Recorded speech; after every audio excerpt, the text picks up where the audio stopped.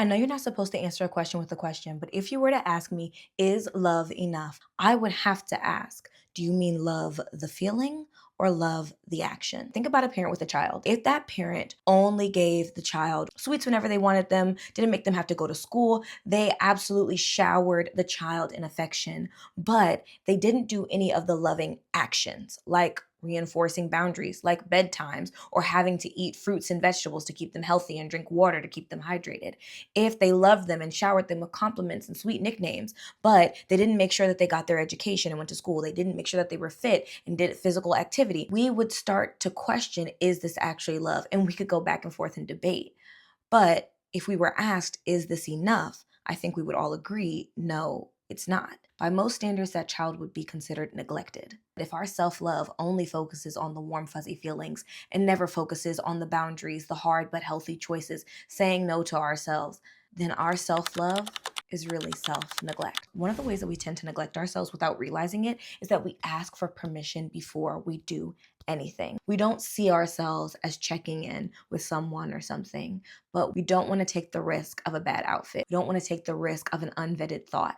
So we outsource. I mean, before we buy something, we've got to look up a million reviews. Before we make a move, we've got to ask everybody's opinion. Even if we're not explicitly relying on another human being, we've probably asked Claude or ChatGPT. By constantly outsourcing that approval, that validation, that check mark to say, yes, you can pass go, yes, you can collect 200, we're asking for permission where the only person that we need to consult is ourselves. When we do that, we weaken our own muscles for decisiveness and creativity. And muscles, when not properly stimulated, begin to atrophy. They shrivel up, they die, and they can no longer bear the weight that they were intended to.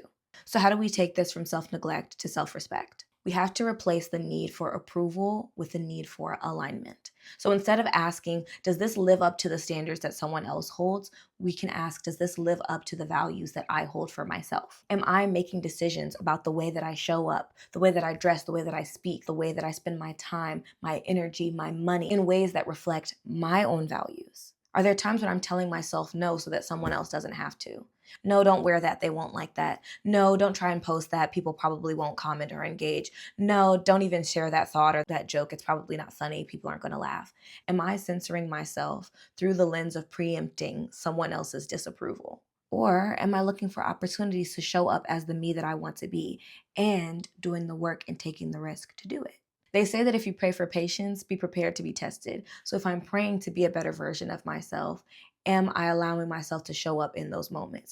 Can we denormalize this false dichotomy of acceptance versus accountability? If I say I accept you, I cannot challenge you, I cannot question you, I cannot critique you, because acceptance means that I accept you in every way, in all forms, and I cannot hold you accountable. And that is a really dangerous place to be as a society, and it's a really dangerous place to be as an individual. Your growth depends on you holding yourself accountable to the things that you said that you would do. You said you were going to go to the gym Monday, 6:30. Monday, 9:30 rolls around, you've done nothing. You said that you were going to post this week. You said that you were going to set aside some money. The to-do list is just piling up and piling up and piling up, and we have no accountability and no consequences for ourselves. If we wouldn't do that to someone that we respect, then why do we do it to ourselves? This lack of accountability is largely rooted in avoidance. I'm avoiding having tough conversations. I'm avoiding discomfort. I'm avoiding stretching myself and challenging myself because I'm avoiding thinking about what it will cost me, what's at risk. So the only way to go from self-neglect to self-respect in this regard is to replace the avoidance with the accountability. They say that if you don't track it, you can't change it. And if you don't track it objectively, then you're never going to change. Meaning that if I say that I want to hit the gym 5 days this week and I don't track it, then my consistency with the gym is never going to change because I don't even know when I go and when I don't go. I can't even probably remember the last time that I went because I don't have it written down anywhere. If I say that I wanted to go 5 times a week and I only go 2, then I need to admit that I failed to meet the standard that I put for myself. In case nobody's told you this lately, failure is not a dirty word. Failing does not make you a failure, but if I can never admit when I've missed the mark, then how can I ever progress? By that same token, what are the things in my life that I've accepted, that I've chosen to accommodate because I think that it's easier to just live around it instead of changing it? And what would it actually cost me to change it? What do I stand to gain if I do?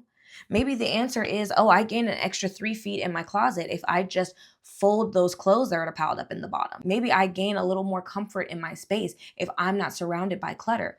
Maybe I gain a little more freedom with my money if I finally start budgeting and finding out where everything is going. Maybe I gain a little bit more clarity in my life if I sit down, write out my goals, and make a plan. Because even if I make a wrong step, at least I've got a direction. After a certain amount of active avoidance and after a certain amount of not having the hard conversations, we just stop trying. We've decided to prioritize comfort above all else.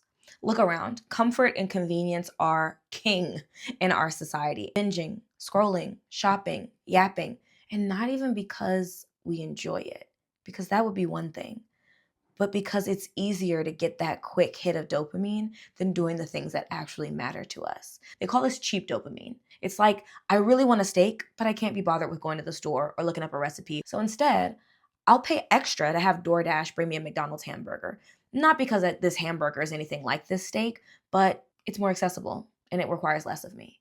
I can get this same hit of dopamine at a fraction of the effort. So why wouldn't I? For a lot of us, we scroll because we really want connection.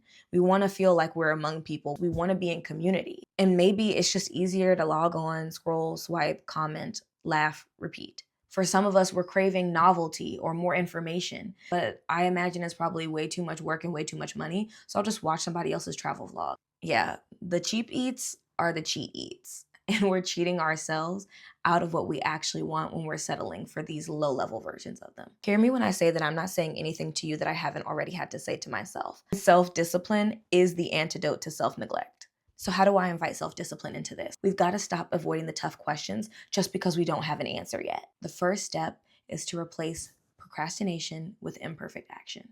I've got to ask myself, what's my McDonald's?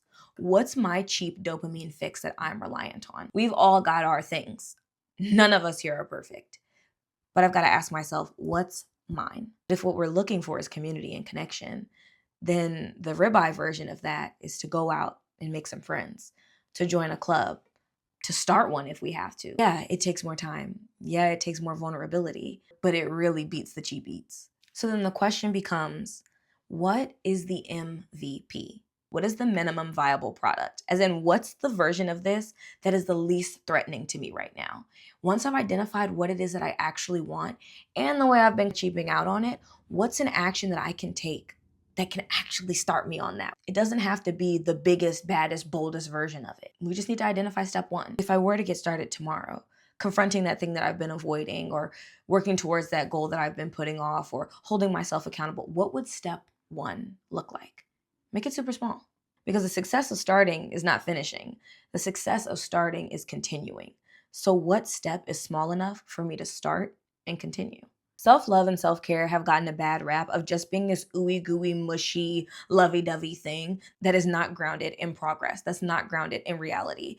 And we're about to flip that on its head. We can love ourselves from the emptiness that comes from self-neglect into the fulfillment of self-respect. And if the question still remains, is that enough? The answer is yes.